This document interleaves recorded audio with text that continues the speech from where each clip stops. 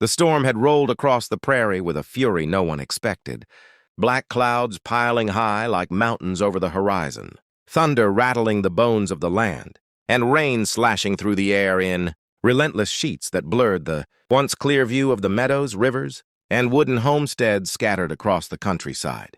The creeks, usually calm ribbons of silver cutting quietly through the grasslands, had swollen into raging torrents, foaming, angry, and unforgiving as they carried along branches, mud, and anything else that stood in their path.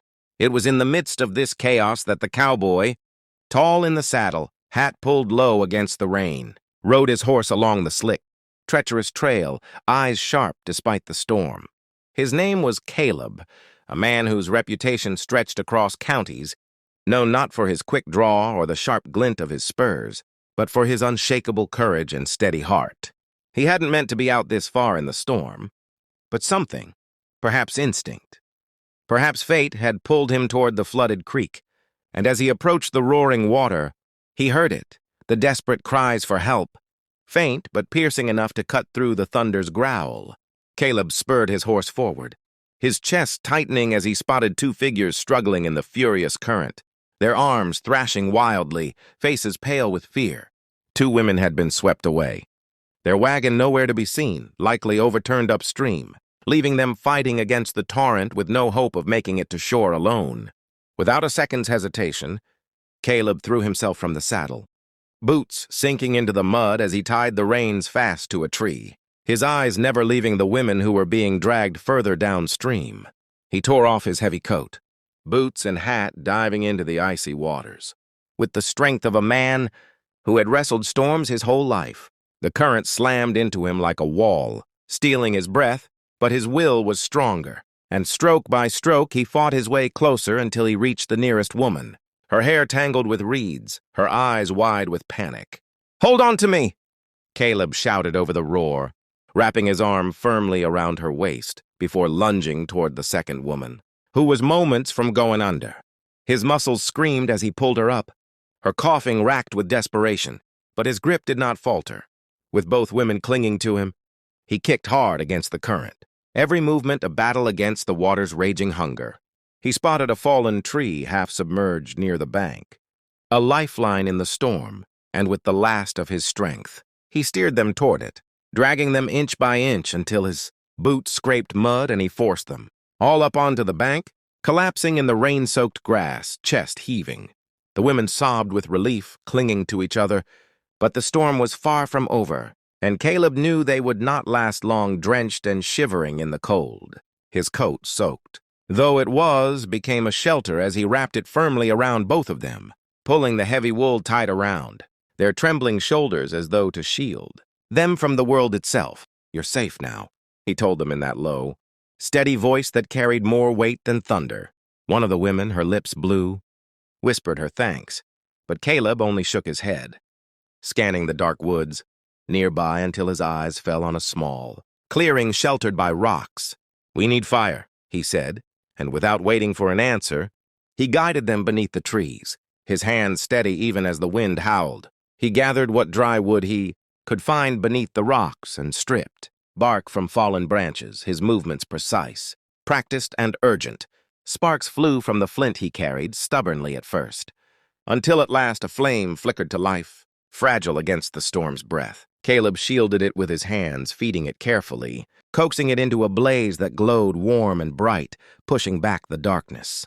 The women huddled close, their teeth chattering, but slowly, blessedly, the warmth began to seep into their bones, chasing away the cold that had gripped them so fiercely moments before. Caleb set his jaw, keeping watch as the fire grew, his broad frame a barrier against the storm, his eyes flicking between the woods and the women he had pulled from death's grip.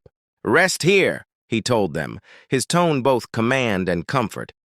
"I'll see you through this night." One of the women, a young brunette with mud on her face and fear still clinging to her eyes, whispered, "Why would you risk yourself for us?" Caleb's gaze lingered on the fire before he answered, "Because no one deserves to be left to the storm. Not on my watch." His words carried a weight of honor, the kind of truth that needed no embellishment, and in that moment, the women realized they were not simply in the presence of a man, but of a protector shaped by the land itself. The rain eased to a drizzle as the fire crackled, its smoke curling into the night sky. And Caleb knew they would survive the storm because he had refused to let fate write another tragic tale in the mud and waters of the prairie. The two women leaned closer to the flames, wrapped tight in his coat, finding comfort not only in its warmth, but in the presence of the cowboy who had stood against the fury of nature and carried them back to life. And though the night still howled, though the storm had left its scars on the land, here, in the glow of firelight, there was a story that would not be forgotten, a story of courage, sacrifice, and the unshakable strength of a cowboy's heart. Friends, if this story touched your heart, if it painted a picture of bravery and compassion in your mind, don't forget to subscribe to the channel. More stories of courage, sacrifice, and the untamed spirit of the West await you, and every subscription helps bring them to life. Stay with us because every tale we tell is meant to inspire, to stir the soul, and to remind you that even in the darkest storms, there is always someone willing to ride in, to risk everything and to pull hope back from the flood. The night had passed slowly. Every hour stretched long with the storm's growl still echoing in the distance. But by dawn the clouds had begun to break, revealing a sky streaked with pale gold and silver as the first rays of sunlight touched the soaked earth. Caleb stirred from where he had kept vigil by the fire, his back against a tree, rifle across his lap, eyes red from lack of sleep but steady as ever. The two women, wrapped snugly in his heavy coat, had finally drifted into exhausted slumber, their breathing soft, their faces peaceful for the first time since he had dragged them from the creek's merciless grip. When they awoke, shivering but alive, they found him already moving about the clearing, gathering branches, checking the fire, and scanning the land, with the sharp eyes of a man who trusted nothing until it was proven safe. "Morning," he said simply, tipping his hat when one of them lifted her gaze to him, her cheeks flushing as though surprised he had not abandoned them when the storm eased. He never would, of course, but he had no need to say it. Instead, he crouched by the fire, coaxing the flames to life again, and asked them softly for their names. The elder of the two, with hair dark as midnight and a steady, though weary, gaze, spoke first. "I'm Clara. This is my sister." "Mary." The younger one, Mary, nodded, her voice quiet but carrying gratitude. "We were trying to cross before the storm worsened. Our wagon, it overturned. We lost everything." Her words broke, but Caleb only nodded, his jaw tightening with the silent understanding of loss. "You didn't lose everything," he said firmly, pointing toward their beating hearts. "You've still got life, and as long as you do, there's hope." Clara's eyes softened at that, and she exchanged a look with her sister that spoke of both relief and sorrow. Caleb's horse whinnied nearby, shaking off water from its mane, and Caleb rose, stretching the stiffness from his shoulders. "We'll need to move soon. The creek won't be safe to linger near, and you'll need shelter, food, and dry clothes." He adjusted his hat.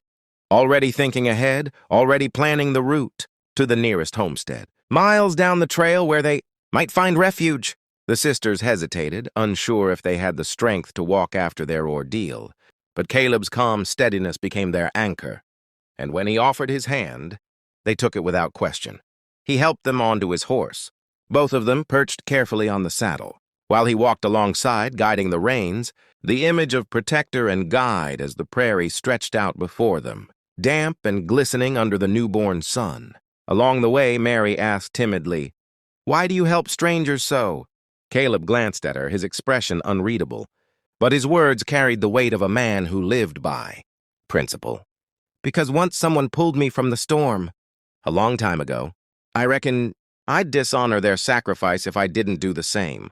His voice held no boast, no demand for praise, just truth, simple and unshakable, and it sank deep into the sisters' hearts. The trail was rough, scattered with broken branches and muddy ruts carved by the storm's rage, but Caleb pressed on, never faltering, his strength and presence a shield against their lingering fear. At last, smoke curled on the horizon, and he guided them toward a ranch tucked into the folds of the land, its whitewashed fence standing sturdy despite the storm. An old friend lived there, a widow named Martha, known for her kindness and steady hands. When she saw Caleb leading two weary women to her gate, she hurried out, skirts lifted, her face etched with concern. "Lord have mercy, Caleb, what's happened?" she asked, ushering them inside. He told her briefly, without flourish, how the flood had nearly claimed them, and Martha immediately set to work, warming broth, finding dry dresses, and fussing over the sisters like a mother hen. For the first time since the storm, Clara and Mary felt truly safe, their gratitude overflowing as they looked at Caleb, who stood quietly by the door, hat in hand, his broad shoulders filling the frame. They wanted to thank him, to pour out their hearts, but he raised a hand and shook his head with that calm humility. "You don't owe me thanks. Just promise me this: when someone else is drowning, when someone else is in the storm, you'll remember what it feels like to be pulled out, and you'll do the same if it's within your power."